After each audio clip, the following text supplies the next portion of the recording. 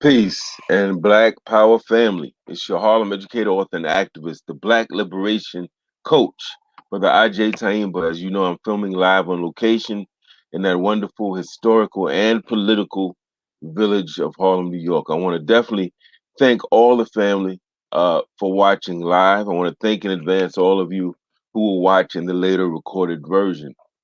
We know that many people don't watch live, but will watch it, catch it when they can, and that's all good too, as long as you do, in fact, catch it.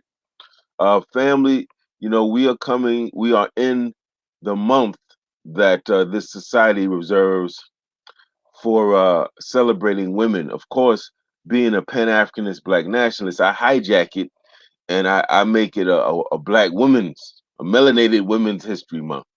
And we certainly just want to take a second. Some of these women are actually still alive. Sister Marimba Ani in the middle, Sister Viola Plummer, Sister Adelaide Sanford on the bottom right corner, Sister Asada Shakur. But and Sister C. Mae Jemison, the first Black female astronaut.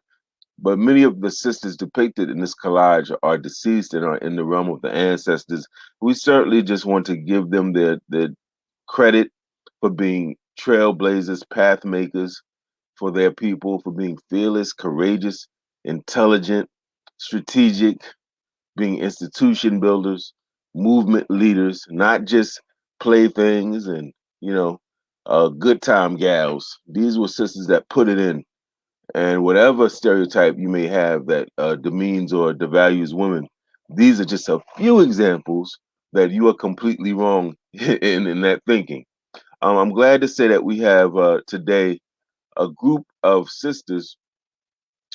I'm giving y'all a little peek right there. A group of sisters who I think embody this notion of Black women and art and being powerhouses and how they use art. Because, anything can be weaponized against you or for you. And I think that these sisters get the point of how art can be weaponized on your behalf. And so I'm really happy to be introducing a group from the DMV area, DC, Maryland, Virginia. And that is my sisters and your sisters, Liberated Muse. How are you sisters doing?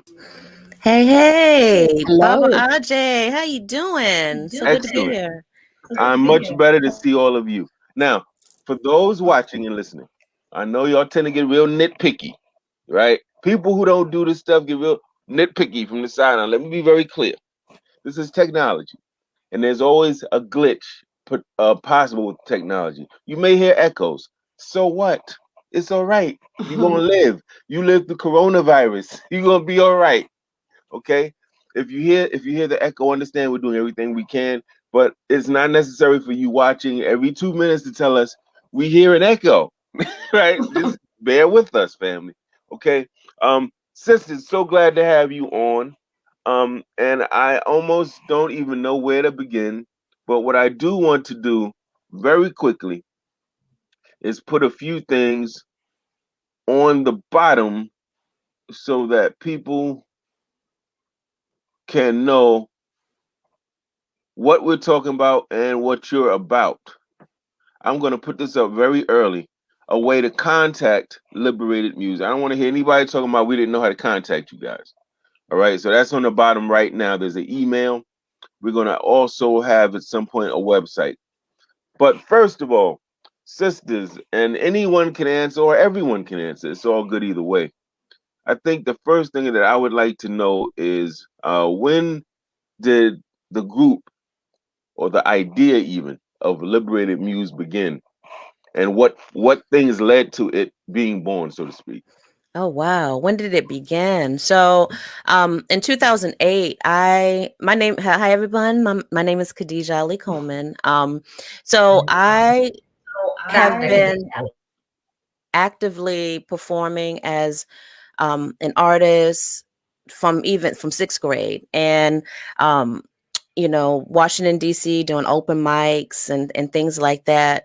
And I had my daughter in 2003, and I was kind of waning and creating. And I actually met her dad, who's my partner. We were in a band together. So she was born from this really creative space. But when I became a mother and I was working full-time in higher education, my art kind of took a back seat. And when she was maybe around 3 or 4, I decided that I wanted to really engage fully in my arts life again. And at the time I was working at Morgan State University in Baltimore, and I knew I would be moving back to the DMV, to the DC area. And I decided to create a digital community to kind of start to feel my way back into an artistic space. And my students at Morgan joined this community. But what really started to amaze me is that other folks started to join who I didn't know. And so in his heyday, and this was in 2008, Liberated Muse had up to 700 members online. And so a friend of mine who also was a journalist at the time with me, we wrote for a paper in DC, and I had an arts column. We decided to create an event called the Capitol Hip Hop Soul Fest. And so Liberated Muse, for maybe those first 3 summers, was producing this festival, the Capitol Hip Hop Soul Fest, that took place in Marvin Gaye Park in DC. But I started to realize that I was kind of disconnected from what was the whole purpose of starting Liberated Muse,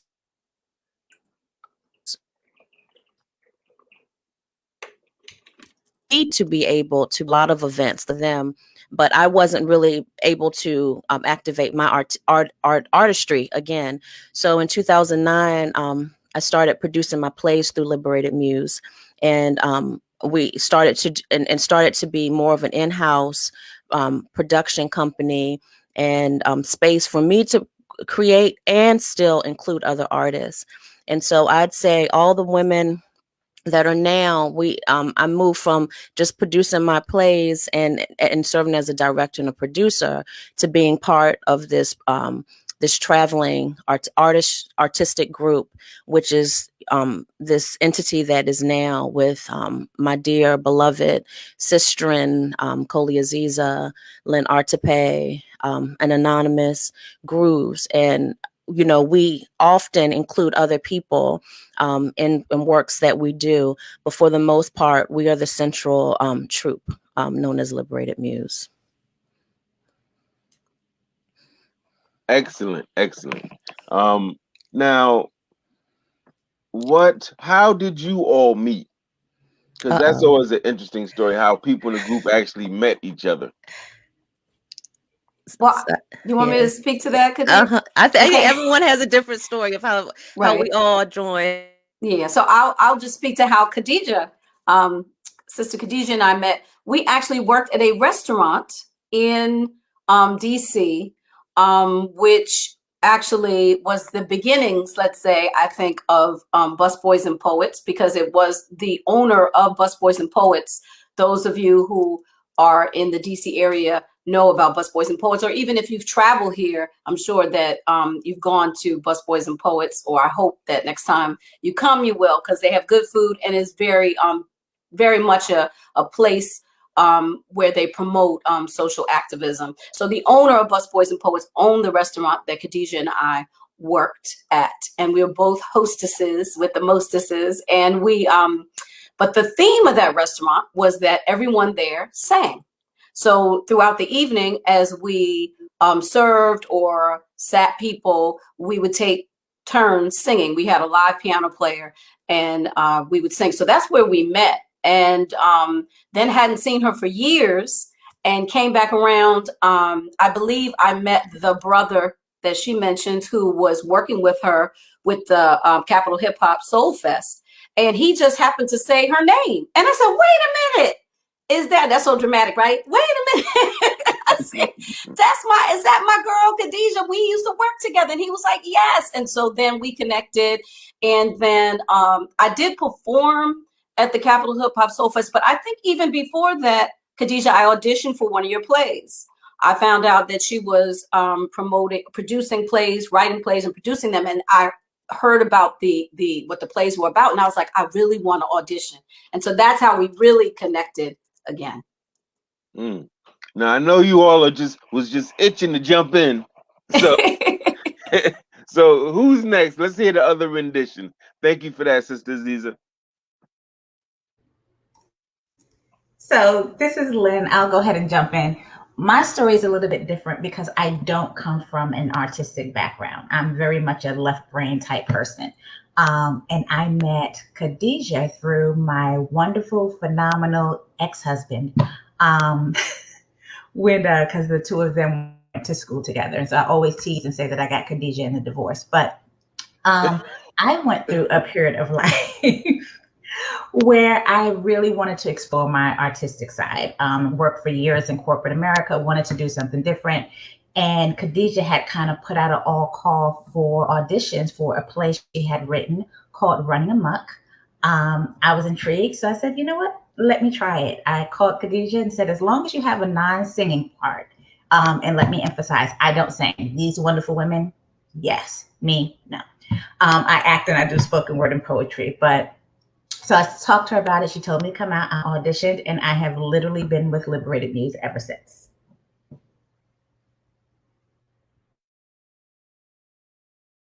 Okay, excellent, excellent. Now, before I move on, is there anyone else that kind of wants to get in on the how we met train here before we leave the station? Anybody else? Sure. I'll finish it up. I met Khadijah through art, basically. Her partner is actually a friend of mine from college. He was doing some work in as far as like producing and creating music, and he's like, "Oh, my girl has this showcase she's doing called the Capital Hip Hop Soul Fest, and you should submit your material." And at the time, I was working with a label that was based out of DC, so I sent her the stuff, and I really loved the whole performance and interacting with people. And ever since then, I've just made connections, and she's been dear to my heart. And then I had the pleasure of meeting both Lynn and Aziza as well. And it was just a very strong connection and bond and sisterhood. So I'm very thankful to be a part of the group. That's what's up. That's what's up. Now, do I have your permission, ladies, to show those watching a little taste of Liberated Muse? Now, I have two clips. This clip, I believe you all are dressed up, got your black dresses on, and y'all are singing. I don't know if I don't know if this one is at Kennedy Center, but it's clearly you're doing a performance. Do I have your permission to show a snippet of that?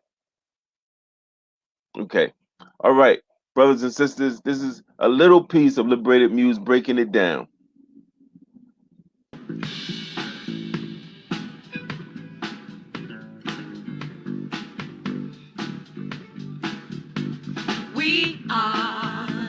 We are the spirit of Phoenix rising, the light on the horizon. We are the truth already spoken, the real nobody's token. We are the seed in every flower, the source of all the power. We are the wisdom for the taking, the wisdom for the taking. We shine, we celebrate, we hold the candle high so others catch the shine. We sing, we cast a song so loud, we make ancestors proud, no one can hold us down. We lead our people towards their free, together you and me can walk in destiny. We are the spirit of Phoenix. All right, that's just a little taste, family, of Liberated Muse, who we have here in the house. And one of the benefits of technology, certainly there are a lot of detriments of Western civilization as it impacts we Africans and New Africans. But one of the blessings, even in their wickedness, we can get blessings, right? A broken clock is right twice a day.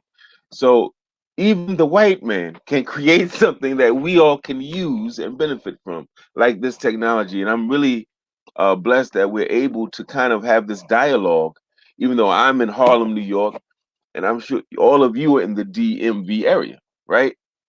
So that's a blessing to me. Where were you all performing in that little clip that we just saw? So that was the Kennedy Center. That was the Kennedy Center in 2019. We were actively promoting our CD, The Awakening, which and it came out in 2018. So that was part of our tour of our album, and we were part of the Kennedy Center's direct. Oh my goodness, I think that's the name of the festival. It was really this festival of new works from artists, not just in DC, but other artists as well. Direct Current, that's what it's called, Direct Current in the Kennedy Center. Nice, nice. Now, here is a question that I have for you. Family at home, feel free to type in your comments. To the degree that I can, I will share them so that everybody can see it. Now, there's this sister that keeps posting comments. Let's see. I think I know this sister, by the way. She says, greetings, Sister Queens, Liberated Muse. She says, shine, sisters. She says, keep it going. We love Mama Brenda. I don't know what this sister Brenda is doing right now, but she seems quite busy in the comments. And strangely enough, I don't know why she would ask this question. She wants to know, when are the next auditions? So I think Sister Brenda might be thinking that she can get a spot in Liberated Muse. Okay? So I just want y'all sisters to know that I think she's thinking there's gonna be some open auditions at some point, and maybe she's gonna get on in. Oh, bring it on, Mama Brenda. She's beautiful, and we'd love to have her. That's so funny. Now, we love her, and for we those love who the don't know, I'm two sorry. of you together. Oh, that's so sweet. For those who don't know, although if you just looked at the icon, you see the picture of her and I together. That's my fiance. That's right. I'm 52 years old. Never too old to get your king or queen, family. Never too old. I done made plenty of mistakes back in my day. Talking like an 85-year-old man. I done crossed many rivers, but I've arrived. Never too late, family. Those of you watching, don't y'all give up on Black love. That's the truth. All right. Now, I'm really interested to know, because we're kind of talking about kind of this marriage between art and social justice, art and political commentary, art and activism. I'm wondering, I guess what I want to know is, do you feel, first of all, that there is a marriage, if you will, between artistic expression and social justice? And if so, what? Like, in other words, for those who are watching who are not big on going to museums, who don't get any type of electric jolt by looking at paintings, listening to poetry, listening to song, what would you say to help convince them or help them understand that art has historically been a very important part of our arsenal as a people? Would any of you like to start? I don't want to dominate with speaking. I can say something and then yeah. So I guess it's always been important to me. So that's the reason, I guess the artists that I've always been attracted to have always done that. Like Stevie Wonder, for example, grew up with him doing it. And so that just became a really important part of how I moved with art as an artist. And I'm just mentioning him, but there are plenty others. But one of the things I can say that I sort of came to the discovery of this year, and Khadijah knows it because I've been talking about it ad nauseum, this book that I read about Kwame Ture, formerly known as Stokely Carmichael, but Kwame Ture, he mentioned, or in the book, the author mentioned how much Kwame Ture talked about the freedom songs and how important the freedom songs were in the movement, in the civil rights movement, and how when they were in the jails, when the young people were arrested, how much those songs empowered them to stay focused and keep moving and keep striving to their goals, to achieve their goals. And so I knew the songs, I had heard the songs, but I guess to read that and hear from someone who had actually been in the movement, how important it was, it kind of re-emphasized for me how important it was. And there were other folks that they talk about in the book who mentioned how important it was to them. So I just wanted to mention that. Yes. Thank you for that, Sister Ziza. And to any of the other sisters, does Black art matter? If you were to try to talk to a Black child or a person in the community who said art isn't important, what would you say to them to help them understand?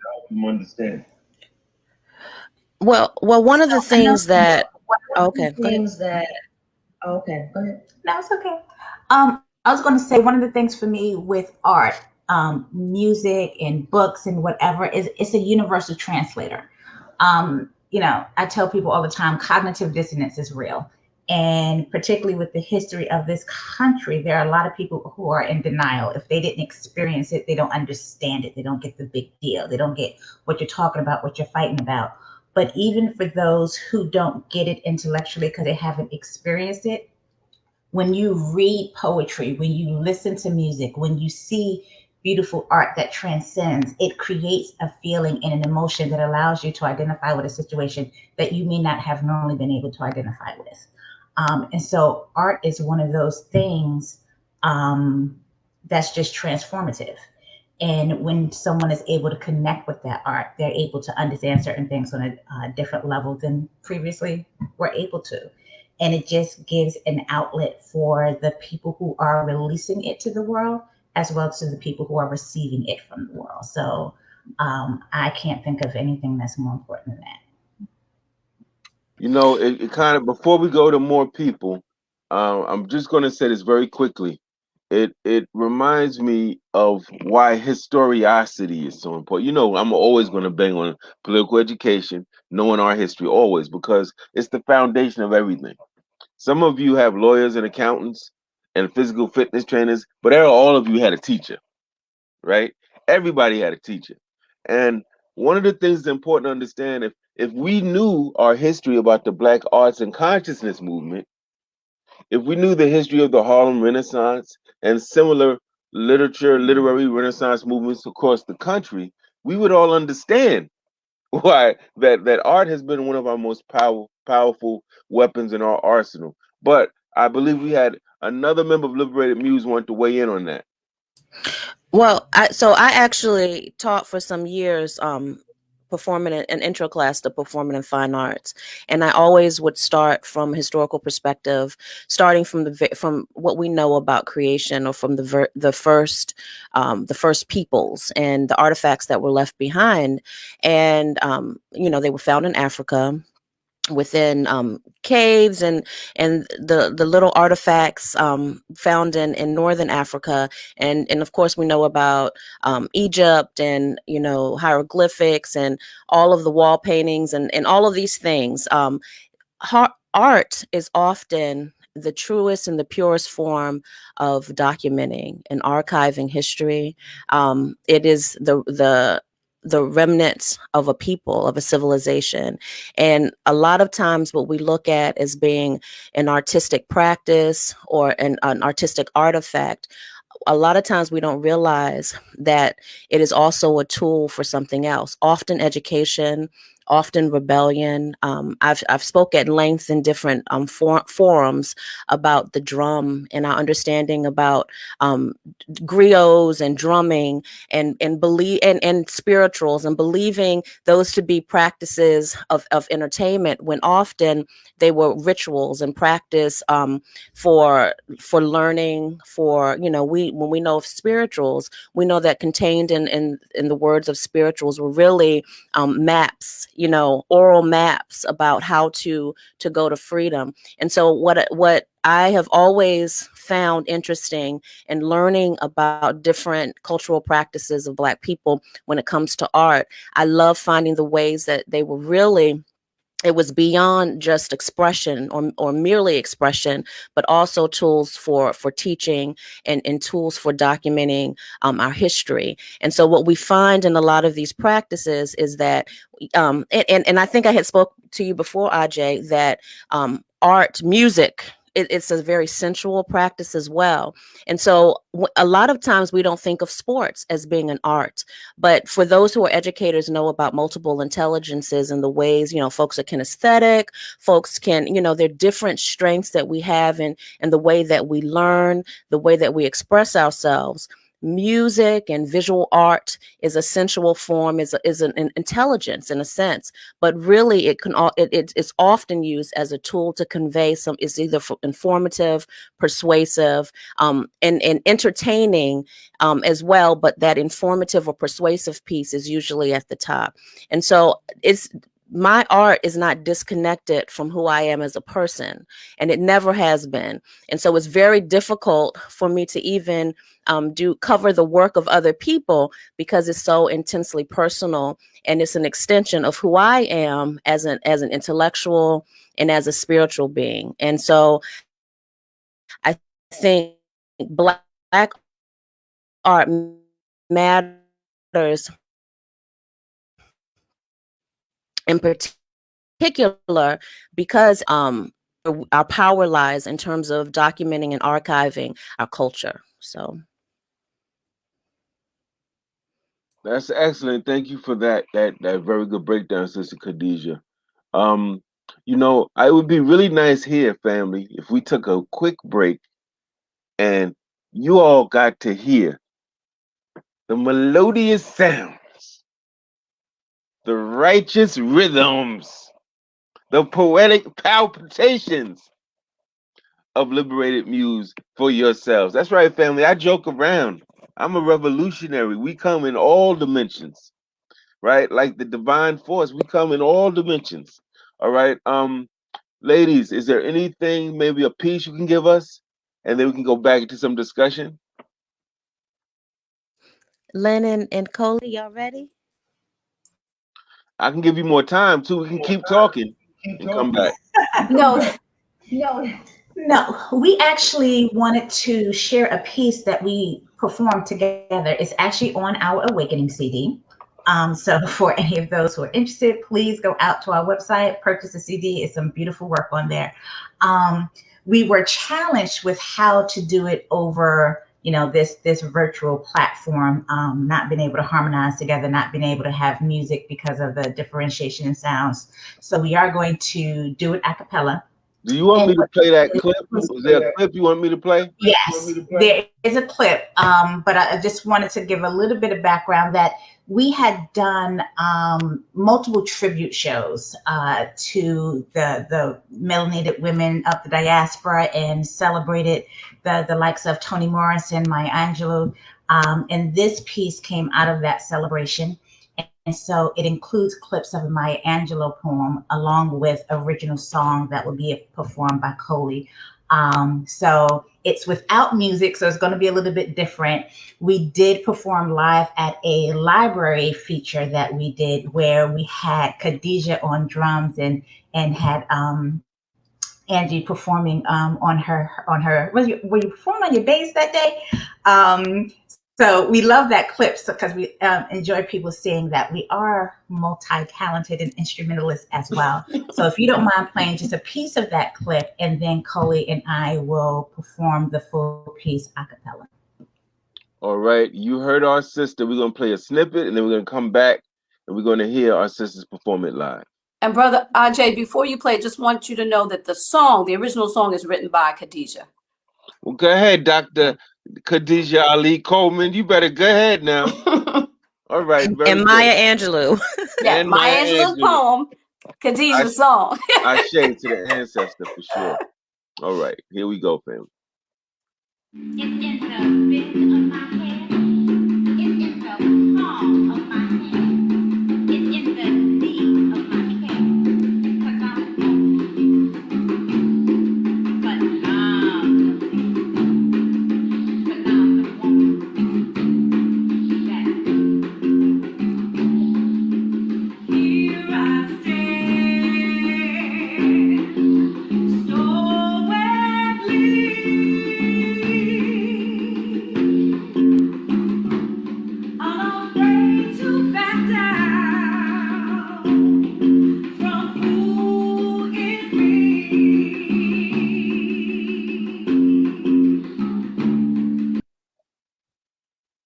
right, we don't want you listeners and watchers getting too comfortable. We want you to hear the live rendition that you're gonna hear right now. Now remember, as the sister said, when they're not all in one space, family. So we have to, this is what I mean by us being somewhat cooperative and not being nitpicky with our people, being understanding. All right, take it away, sisters.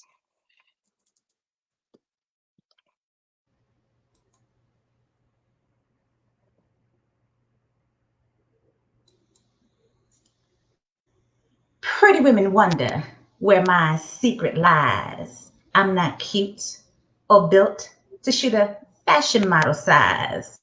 But when I start to tell them, they think I'm telling lies. I say, it's in the reach of my arms, the span of my hips, the stride of my step, the curl of my lips. I'm a woman. Phenomenal woman.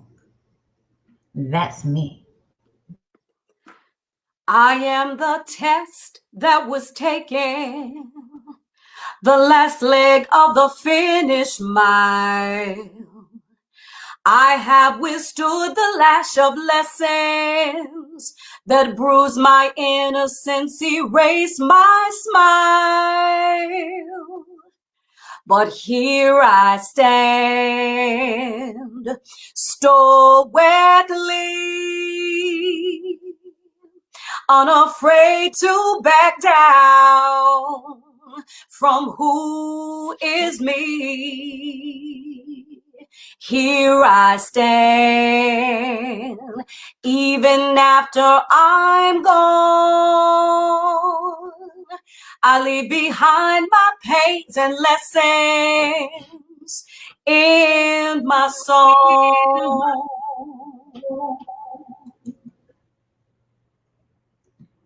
Now you understand just why my head's not bowed. I don't shout or jump about or have to talk real loud. When you see me passing, it ought to make you proud. I say it's in the click of my heels, the bend of my hair, the palm of my hand, the need of my care. 'Cause I'm a woman. Phenomenal woman. That's me. Cheap desires and selfish cares never mattered much to me. In my life, I came to learn how to live and be free. Travel roads so well and worn, sometimes unfamiliar were the paths. But I swore that I'd go on and I'd go home with nothing less. So here I stand, stoically, unafraid to back down from who is me. Here I stand, even after I'm gone. I leave behind my pains and lessons in my song.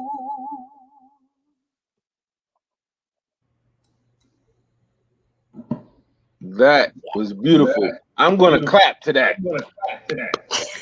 And Ajay, I have to add, for those of you who have the CD or plan on purchasing the CD, the music on that song was actually written and composed by Ben Beta, Dr. Khadijah Ali-Coleman's partner, and it's actually a beautiful piece. So I strongly encourage you guys to put over the musical track. And let's tell you where you can get the CD. We're not playing today. That's right. That's right. LiberatedMuse.bandcamp.com or Amazon or iTunes, and I'm sure it's other places, but I at least wanted to give you 3. That's Liberated Muse. They can actually go to our website, but Bandcamp, if they buy it from Okay. Bandcamp, then we'll get the money directly. And so That's what I thought. we ask for you to buy it through Bandcamp, and it's liberatedmuse.bandcamp.com. Y'all are on it. I love y'all so much. Y'all ain't playing. That's right. That's right. You know what? And while we're on that note of supporting, let me also say this. Family watching, the sisters have a PayPal. And I want to be real clear.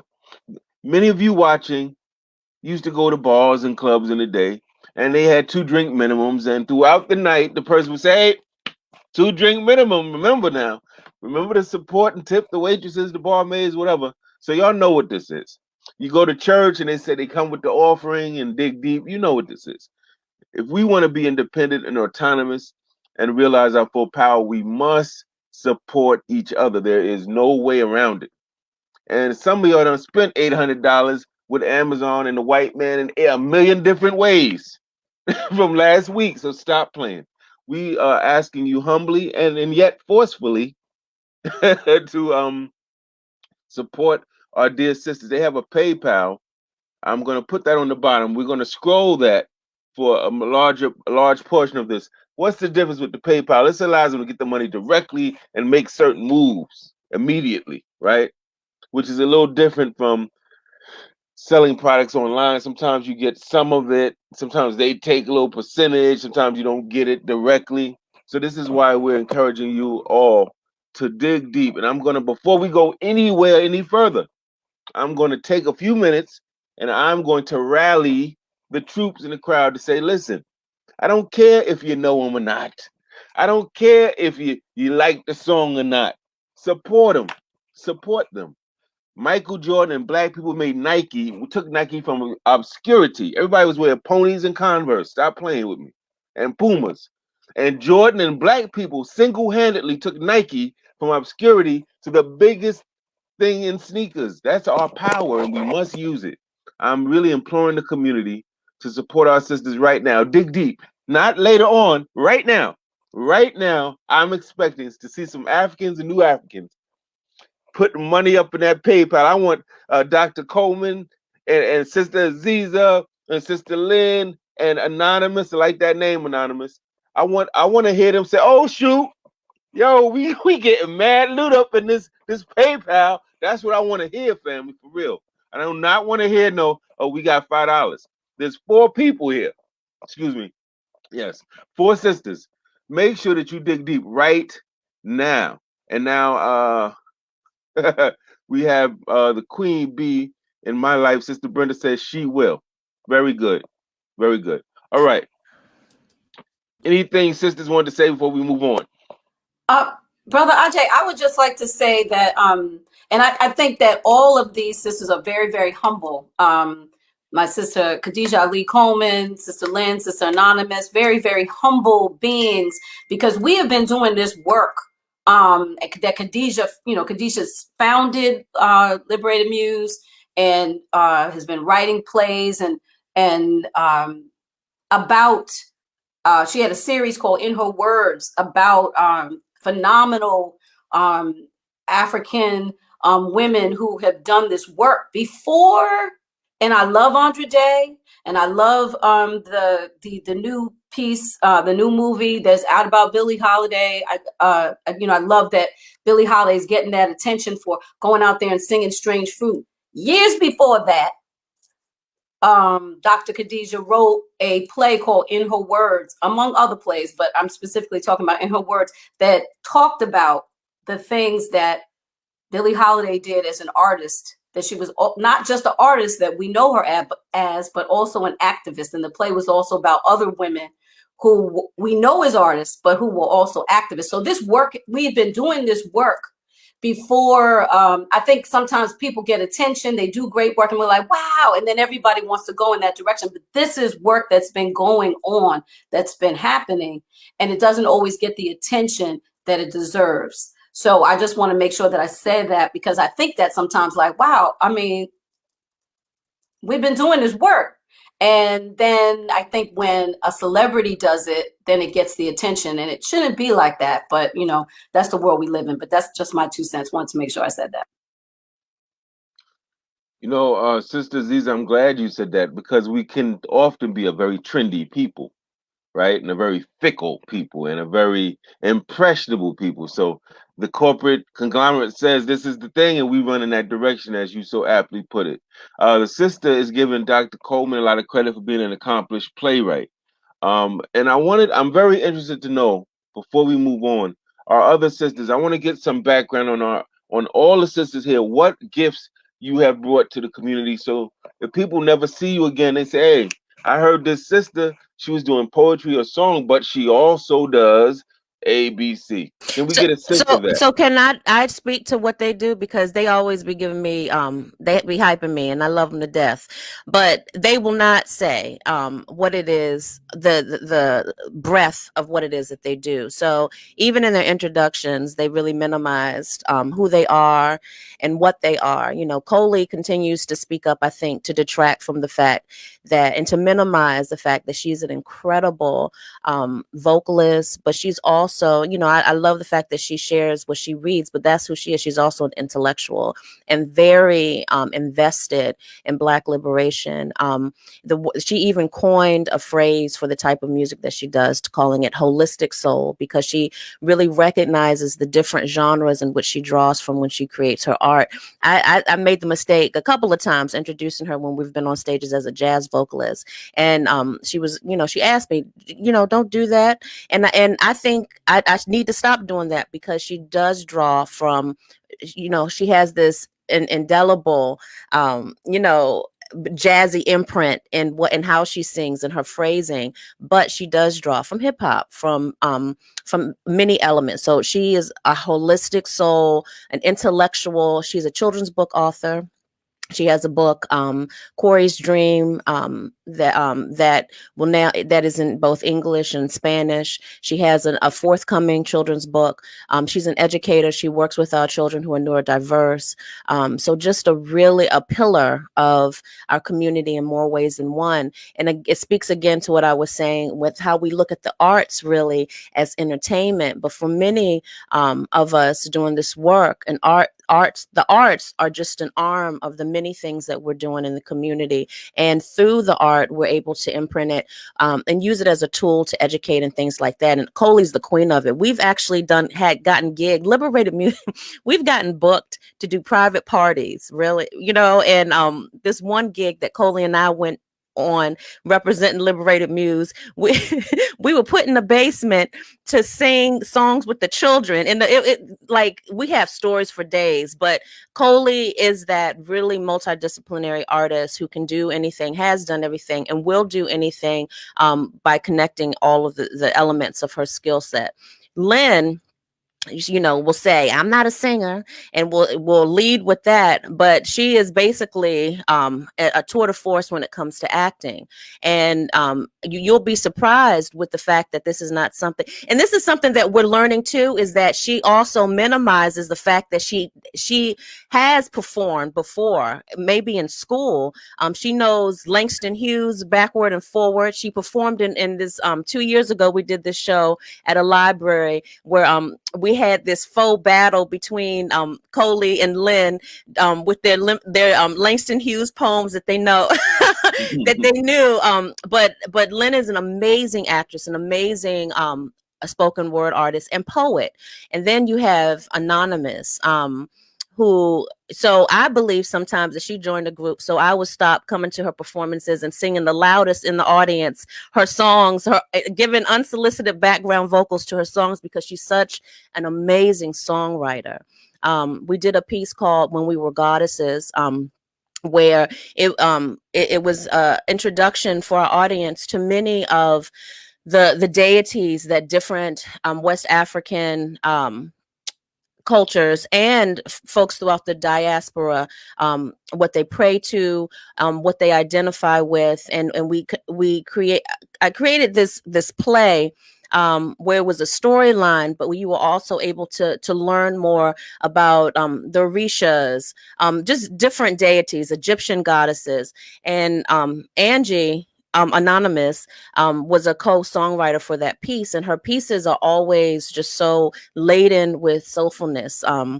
recently we lost Bill Withers, and we learned that he was one of the icons that Anonymous really holds fast to, and that makes perfect sense, because she's like a female Bill Withers in terms of the deep, gritty soulfulness that she brings to stage when she performs. So all of them, when we work, I am really the person that hey, y'all want to do such and such, but it's really bringing together everyone's skill set, and that's really how we show up on stage, is this collection of artists. Well, that really was a wonderful mini introduction. I think if we really want to get the full flavor, we're gonna all have to drive to the DMV area and experience the Liberated Muse experience for ourselves, live, up close and personal. And for me, I'm so humbled to know that I was Sister Aziza's first vocal coach, and and Sister Dr. Ali-Coleman. I told her how to write plays. I'm just so full of enthusiasm to know that I've been so. Now I'm joking, family. Their success and their gift has nothing to do with me. That comes from strictly from the divine, and we're very thankful that they are here.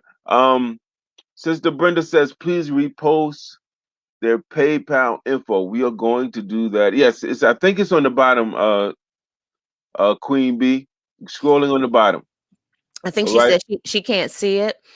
She needs so can I just tell her it's paypal.me/Liberated Muse, and you should be able to just get to our PayPal page. But you can also go to liberatedmuse.com, and there's a donate button on there as well that will go to PayPal. That's right. Now, family, we're going to take a quick break. This is really quick. This is like 30 seconds. I'm one of these people that's always promote, no matter what. So we're going to show this very quickly, and then we're going to keep going, family. Don't go anywhere. Liberation School online, and the platforms that you will see. Peace in Black Power, family. It's your Harlem educator, author, and activist, the Black Liberation Coach, Brother Ajay Taimba. I want to remind everyone that you can see our show at Black Liberation or Harlem Liberation School online, and the platforms that you will see these shows on would be my Facebook page, and it would be Periscope through Instagram. Thank you again for joining us at the place where we give foundational Black political education. We bring Africana studies to the hood in a way that is accessible and not over anyone's head. And we appreciate all your support. Peace. That's what's up. All right, we are back with Liberated Muse. We want to do that. We had to do that quick promotional piece. And I have, for those who are saying, man, my pockets are burning. They're heavy. I need to release some of the money in them. I need to give to Liberated Muse. I don't know how. On the bottom, we have a ticker going by to the PayPal account. I also will put their website, because I believe the website will lead you to ways that you can support products as well. Okay. Now, quick question for my sisters, and I know you're going to be able to. This question for you is probably a very easy question to answer, and yet it has some complexity to it. The question I have for you all is, what would you say is the role or importance of a group like a Liberated Muse? What is the role or importance of a group like Liberated Muse? And I know that has many layers to it. And now we can go in order if you want, the way I see you, or you can just jump in when you want. Angie, let's start with you. We haven't heard from you. So there's so many levels to this. With what this group does, I always like to use the word, I don't know if it's cliche, but edutainment. We give a perspective of the African diaspora from the viewpoint of women. We speak about issues in regards to women, Black men. We touch on things, and we give a performance as well. We want people to walk away feeling like not only that they've been entertained, but they have a new sense or understanding of something. And that's vital. Organizations like that feed the minds. And it's so important. It's not something just surface. It's very in-depth and poignant and important for people to know. So that's what it is for me. Excellent. Excellent. And who is next? And you know what? I'm going to tease Dr. Coleman a little bit. Okay, I'm going to tease. I've said this to her before, but I like the fact that she exerts leadership. She's assertive. So if she sees there's dead space, she's not going to wait there a whole hour and a half, fam. She's going to say, all right, listen. I like that. That's good. Everyone has a gift. You know, everyone has something they bring that's special. And when we combine it, it's just monumental. So, you know, I'm going to tease you on that, Dr. Ali-Coleman, but that's a good thing. Who's next? Well, I can step in and just say that the reason I think it's a Liberated Muse is you know, I very honestly, just like when I told you about the Genesis, it really was not some, you know, you can call it a vanity project because it really was about me. Why I started Liberated Muse in the digital community, but the nature of who I am as a communal person, what is easiest for me is to create spaces that include other people, and I think that has a lot to do with just my experiences where I've had a lot of experiences where people have tried to ostracize me or find reasons to not include me. Is that and I see that for as a people, you know, that's part of our legacy, is one of communalism, and you know, very different than communalism, where and if we think of the principles of Kwanzaa, and we think of Ujima and Ujamaa, and just, you know, collectively everyone has a skill set, and you hear me talk about that a lot because I'm really big on a strength-based approach to stuff, and like allowing people to show up based on their strengths. I think that how our society is set up in general is that we emphasize the things that people can't do and waste time trying to up those skills instead of letting folks lead with what their strengths are. And so with Liberated Muse, I think I'm very proud of the work that I've done through Liberated Muse, where it's been inclusive of others, even our stage performances. That performance that you showed at the Kennedy Center, like we ended with everyone coming up on stage with us, and that, you know, in most performances that we have, it's something where, you know, the audience is creating a community poem with us. We used to have this thing called the Lyric Monster, where folks would literally give us lyrics, but we would make up songs on the spot. But there's some element always when we are doing something public where we are involving the community that has gathered to really show up for us, and that is more reflective and characteristic of our work than anything. Is that it's not just us performing or entertaining. We may introduce something, whether it's a person and more of their story, but at the end of the performance or throughout the performance, we're also going to be including the audience in the making of something or the expression of you know, processing through what it is that we've presented to them.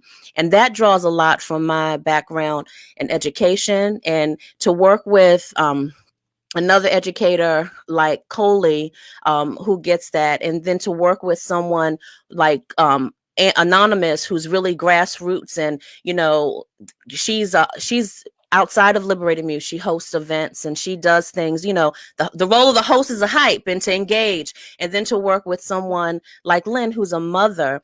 Those principles of engagement and inclusiveness are very natural to all four of us. And so that's very characteristic of how we show up. And I think what makes us different, and it's very hard for people to characterize who we are and what we do, because we're not a music group simply, because we're not a theater group simply. We also have published books.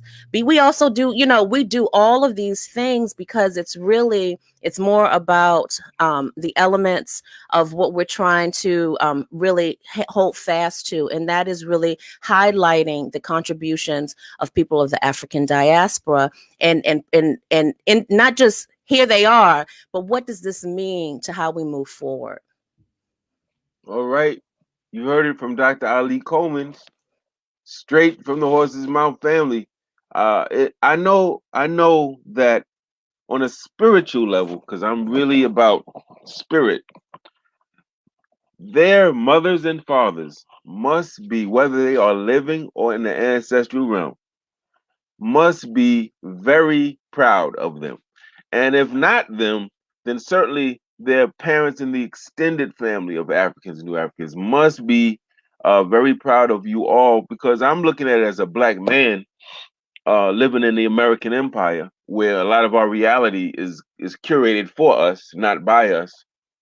And the narratives that I heard of about black women starting as a young boy, um, from community members that weren't all very affirmative. And so when we have sisters that live in ways and produce in ways that counter that narrative, it's very important that we highlight them so that the younger sisters understand that they don't have to necessarily just be known for how they dance.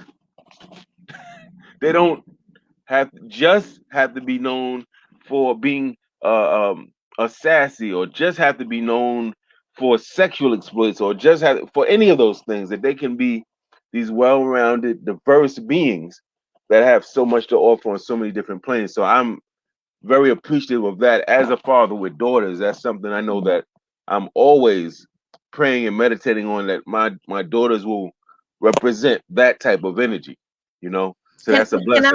Can I respond to that though? Because I think that what makes it really hard for because I don't ever want to give the impression where I'm putting us on a pedestal, and that because the things that we speak about through Liberated Muse, there's no space for artists who are more overtly sexual. I think of Millie Jackson, I think of Ma Rainey, I think of Bessie Smith. The blues were some of were the times where you had some of the most forthright, sexually just aggressive, assertive, fun play and merging of sexual lyrics to just that, that type of energy. And given what was happening during the time that they existed, to be able for them to gather in spaces where they were able to be free and sexual. And I think even now, I've been really entertained and I don't want to say entertained because that sounds condescending. I've been very engaged with the conversation after the most recent Grammys, with the performance of Cardi B and Megan Thee Stallion, and how this discussion came, how, but other people won that night. Other people won Grammys, performed. And while there's space for someone, folks will say that's all that exists now, but there are artists like No Name. She's a lyricist out of Chicago, and I learned about her from my teenager, who introduces me to most of the music that's current, and which is not what folks focus on. And there's such a diverse dimension of the type of artists that are out there. And what I'm afraid of is that if suppose Liberated Muse decided to do a show about Ma Rainey and Bessie Smith and Josephine Baker, and my big ass is dancing around in a banana suit, you know what I mean, and talking about the activism that she did while I'm in my banana suit. What would folks think of that now? And the thing is like, that would first of all, my daughter would be traumatized if I did anything like that. But if it was 20 years ago, if I was on stage as Josephine Baker, but also making space for the role that she played as a spy, and in adopting all those children, and all of the things that happened that led to her even leaving the United States and having to make space and find space in a European country, what would folks say about me or the work of Liberated Muse? And it's unfortunate that those are the thoughts and the decisions that we have to make, because oftentimes for Black women, it's either you a hoe, or either you're an intellectual. And I'll tell you, I got my doctorate last year. I'm 47 years old, and I've been saying the same damn stuff before I got my doctorate, but now it seems to hold folks pay attention now because of the ways and the things that we attach to those credentials, which it is the reality of how it is. And it was a decision that I made because I did want to be able to speak more about homeschooling and liberatory practices that Black people can take. And folks are more apt to listen now because I'm Dr. Ali-Coleman, as opposed to when I was just Khadijah, working in someone's school or working with your children or working with Liberated Muse. And so we have to think about the ways that how we even frame these things, how they may possibly limit girls even more, where they're thought that they have to be either or instead of being able to be dimensional, and not because it's a problem with them, but because it's a lack of dimension in how they're viewed by society. Now, for those of you who just heard and witnessed that, what you saw was I give a statement and Sister Ali-Coleman complicated it. She gave it nuance and texture, and that's very important. But just for the record, just to make sure everyone's clear, my statement was that we were taught to see women. It was exactly a point in one way, and that it's good to be able to show the complexity and the different dimensions of women. But that is definitely right and exact. I know I definitely agree with it. Was there anyone else who wanted to jump in on this, the role or importance of a group like Liberated Muse? Because if not, I got another question for y'all, and then maybe we can have another performance. I'll be short. I'll be short. I wrote some things down. I wanted to make sure, and we mentioned these things, but definitely we are community based, which I think is really important. And you saw that performance at the Kennedy Center. We've done several performances there, but one of the things that has been very important as we move, Khadijah has made sure that we perform at libraries. So important. We've performed at libraries throughout the DMV area, and it is so important because we reach folks that come to the libraries, and we get folks to come to the libraries that might not. So this is just some very important. And when you're in there, you might stop and check out some books, that maybe you wouldn't have if you weren't in the library. So that's just really important. And I think also leaving behind a legacy. Thinking about leaving, we actually have a song on the CD called Legacy, but it's about leaving a legacy. One of the things that I know we all think about is what we're leaving for our children or I don't have children, but my niece, my nieces, my nephews, what are we leaving behind? And then the last thing is I always make note of the young people that come to our shows and how they respond to us, and we all talked about that we do when they see us, they'll think, I believe that they're thinking, because they do ask us questions, that's something I could do, maybe I hadn't thought about it before, or maybe I was thinking that a little bashful or shy, but wow, maybe that's something that I can do. And we've had them ask us questions, and I believe that we have given them some inspiration. So those are some things I wanted to share. Thank you for that, Sister Aziza. And for those who don't know, I also have we have a backstory. Myself, Sister Aziza, we attended undergrad together. I'm not going to tell you how long ago, but we attended undergrad together. And Sister Aziza, because I think it's important people know that we don't just kind of come out of a vacuum, right? Activists, organizers, community leaders, artists, scholars, and these. If you look back at people's lives, you will typically, not all the time, see glimpses of who this person will ultimately become later on. So you'll see that little girl, boy reading books. You see this person playing with words, looking at different dictionaries and getting meaning, doing a little poetry. You'll see evidence of this. Jay-Z, his 6th grade English teacher, says that brother's vocabulary was off the hook in 6th grade and that he was reading all his books. He didn't just spring out of nowhere, family. We just learned about him maybe in 96, but he'd been doing that all his life. Now, this Sister Aziza, I know in college, all the talent shows, she was singing. Y'all know Miss Jones. I think you may have heard of Miss Jones. She was singing there. Sister Tanae, one of, I think Sister Aziza's sorors, always singing. And if I'm correct, the director of the Black Artists League. Is that right? So we did plays together. We wrote songs. So the sister, what you're seeing now is the fruit of a lot of work And I think that's important for people to understand. When you go away, say, yo, that Liberated Muse was off the chain. I want to go to DC, Maryland, Virginia just to check them out. I want you to remember that they didn't just pop up out of nowhere, that there was work they put in over time, right? That's very, very important. It's a developmental process. Let me just say one thing, just a little snippet, because we had a conversation the other day that folks need to know that Brother Aj is also a wonderful writer. And when we were in school, granted we were young, I was kidding with him and telling him that he was my ghost writer because I couldn't write raps, but whenever I did any kind of rap, he wrote it for me. Oh wow, look at that. Baba Aj, when we gonna get your mixtape? When that's coming out?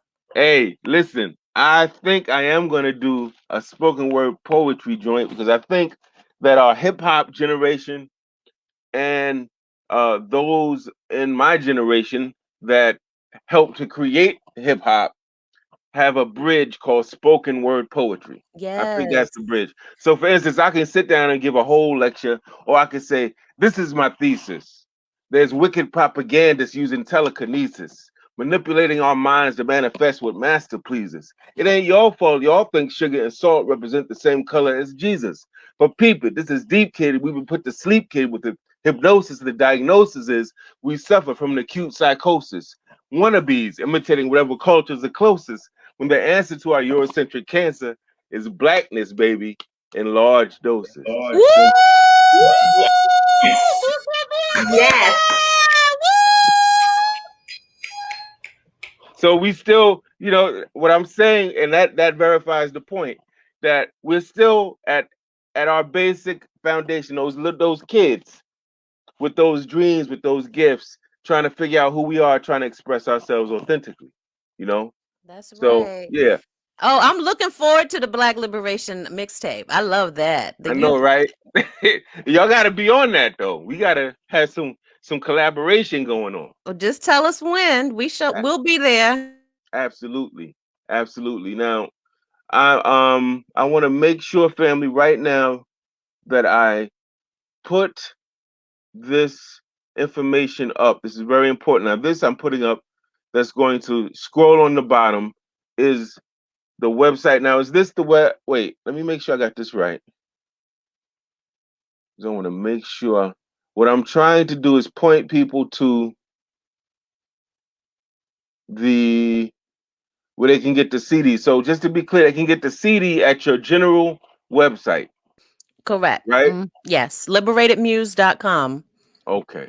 So I think I have that already. Hold on. I want to put that up because family, what my hope is, those of you watching are going to throw money into that PayPal like right now before the show ends. My hope is that you're going to go to their website and say, you know what, I'm going to cop some of these CDs too. You support not just monetarily, but support through engaging their art. That's very important for artists. Erykah Badu says she's sensitive about her shit. And that's how we artists are. That's right. We want to know that you feeling us. We get on stage and there's no energy, all right? You feel dead, right? Right, ladies? So we engage. We need engagement from the community. So we have the PayPal there. Let me hit you up with this. No, that's the email. Let me hit you up with this. Hold on, ladies.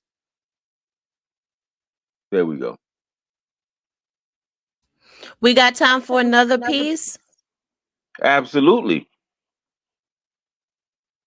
We got time if y'all got the time. Right. Angie got something. Anonymous, excuse me, has something for us. Okay. Thank you. This is also on the Awakening album. It's a song I'm going to perform a cappella. It's called Us. Ben Beta actually also produced the track for this song. I wrote it some years before that, but it still is very relevant today. It's the complexities of the Black experience and the things we've been through. So I'm just going to do it, snap my fingers, and you guys can nod or join in, snapping, whatever.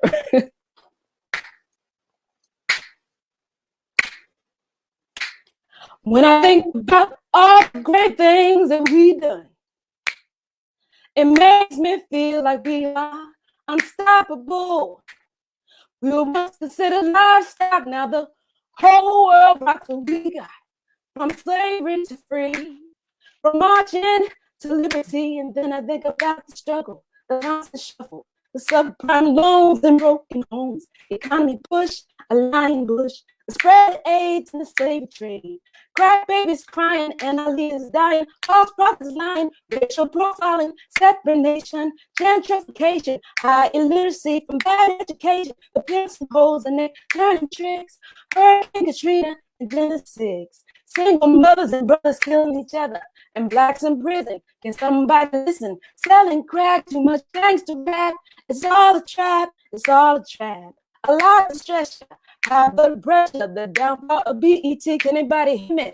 Even worldwide with African genocide. Where's the love? Where's the pride? We went from hangings to bangings, selling dope to sell hard and all the well. I got a feeling. We need some healing. We need some healing. We need some healing. We need some healing. I said, I got a feeling. We need some healing. We need some healing. We need some healing. We need some healing. I love my people, Black people. I love my people, Black people. I love my people, Black people. I love my people, Black people. We need some healing. Thank you.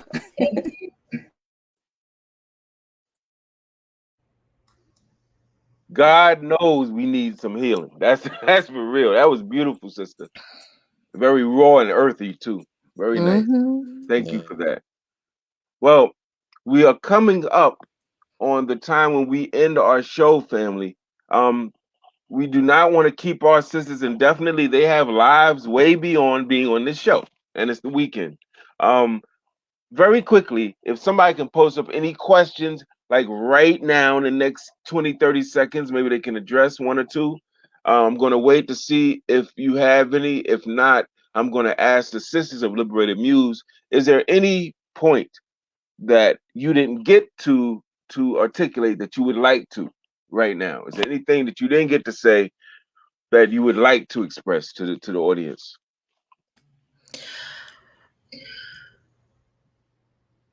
So I just wanted to say, on topic but off topic, you know, we talk about the power of the activism, the power of the art, the power of the messaging behind the music. But one of the things I also want to make sure I convey is just the power of the sisterhood. You know, we talk about the importance of Liberated Muse, and selfishly, I will say, sitting in a house through a year of pandemics, you know, the power of having these three women as my core, being able to call folks, being able to FaceTime, being able to find time for each other, to still be artistic and reach out, to be able to call Angie and say, I need some shea butters and have her ship me some. It's a very powerful thing. And for those out there who haven't found their tribe, there is power in finding and loving your tribe. And I hope that people who hear our music, who see our art, also see the love and sisterhood that's behind it. Well said. Power in having a tribe and power in loving your tribe. I'm feeling it. Absolutely. Definitely, this is a celebration of Black women. Not just Women's History Month. I'm hijacking it. It's Melanated Women's Month, family. And it's not just a month, it's every day. You know, we always do this with these ceremonial months. We kind of get into this trick where, okay, now we're celebrating women. Now we're going to celebrate Black people. No. These are just, we need rituals. Rituals, and we're not supposed to get too married to them, family. It's supposed to teach us higher truths. So that's just a reminder that we're supposed to love and value Black women or Black people or what have you. And certainly we love and value Liberated Muse. I want to give everyone equal opportunity. Is there anything that you wanted to say that this show didn't give you a chance to say that you'd like to say now? Anyone? I wanted to say thank you for having us. Thank you for always thinking of us. Really appreciate the comparison that you make oftentimes, Baba Ajay, between us and Sweet Honey in the Rock, which is a group that we hold in high esteem. And I just appreciate you're an example of someone who doesn't rely on mainstream media to tell you who is important to bring to the forefront. And, you know, we just appreciate you. We appreciate the work that you're doing. And, you know, any way that you need us to support, or, you know, we look forward to continue collaboration with you. And I'm serious about that Black Liberation mixtape. That's what's up. I am too. We got to get the art out there. Everything is being weaponized against our people. I come from Harlem, New York in the 80s, family. I was raised to be a soldier and a warrior.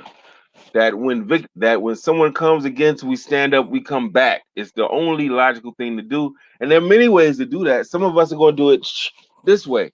Some of us are going to do it that way. Some of us are going to do it by singing and performing. There's a billion ways to do it, but we must fight back. It's called Black resistance. And I would like to think one of the reasons I compare you all, Dr. Coleman, to Sweet Honey in the Rock is because there was always an element of the Snick Freedom Singers that someone referred to earlier, that we're not just singing to entertain people, that we have a message. You know, we who believe in freedom shall not rest type of message, that the Ella song that you hear from Sweet Honey in the Rock. So that's what I really value. Sister Lynn, definitely appreciate you reminding us to contextualize this under the rubric of Black women, not just arts and arts being weaponized or being powerful, but Black women performing art is very important. Anyone else? Just want to make sure before we close out, I don't see any questions or comments from the community. I think everything was answered. Is there anything else anyone wants to say before we leave? Can I end with a song? Do We Convene? Absolutely. Okay. As we continue to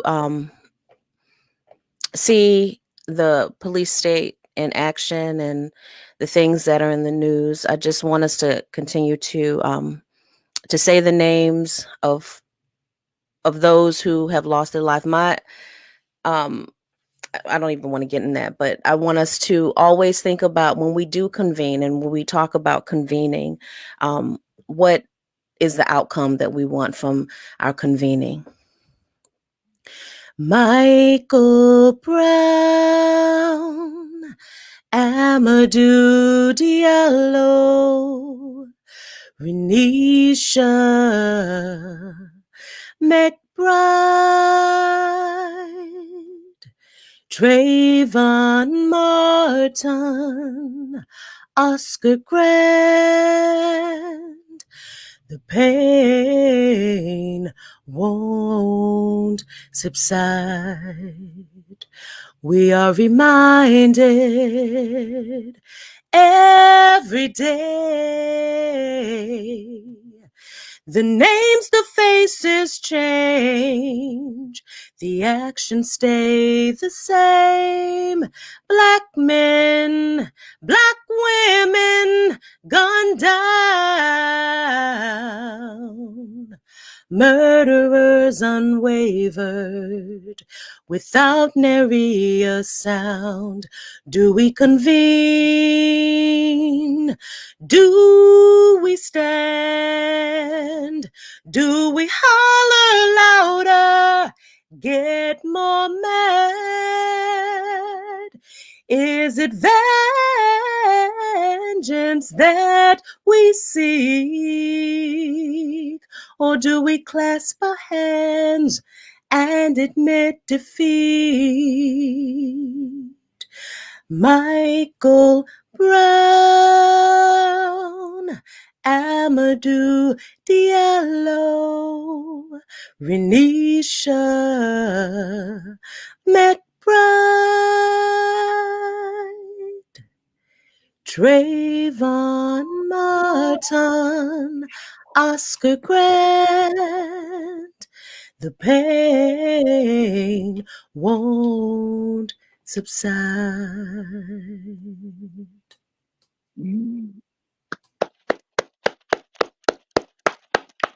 Thank you for that.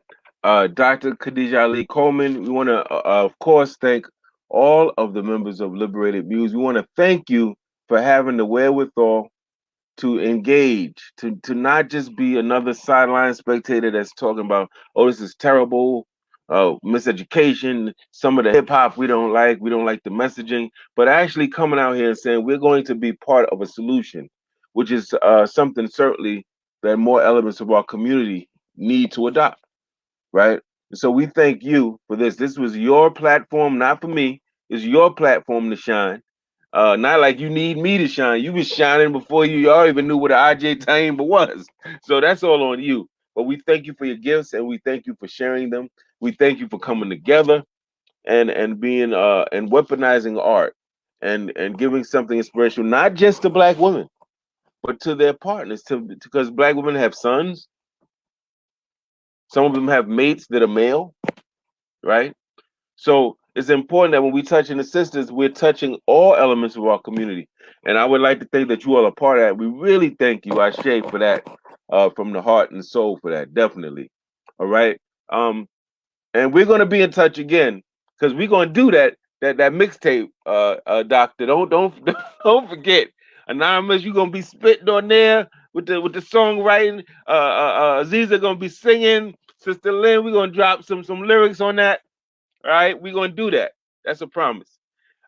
So family, want to thank you all for joining us. We're gonna get ready to close the show, family. I want to say to you all as we end every show, 3 words, simple but very empowering. The white corporate control media tells you you are nothing, have nothing, can be nothing.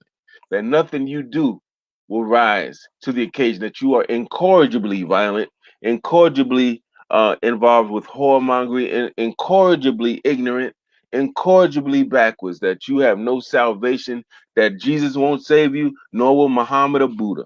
And I'm here to just say 3 words, no matter what they're saying, and even some of the backwards people in our own communities, right, who are toxic, no matter what any of them are saying, if we see our beauty and our divinity and we connect with other A-alike people in our community and form, as I believe Sister Lynn referred to, tribes or nations in our community, and we believe in ourselves and we love on each other and we empathize with each other and we forgive each other and stop being so cold and mean and playing these dumb games.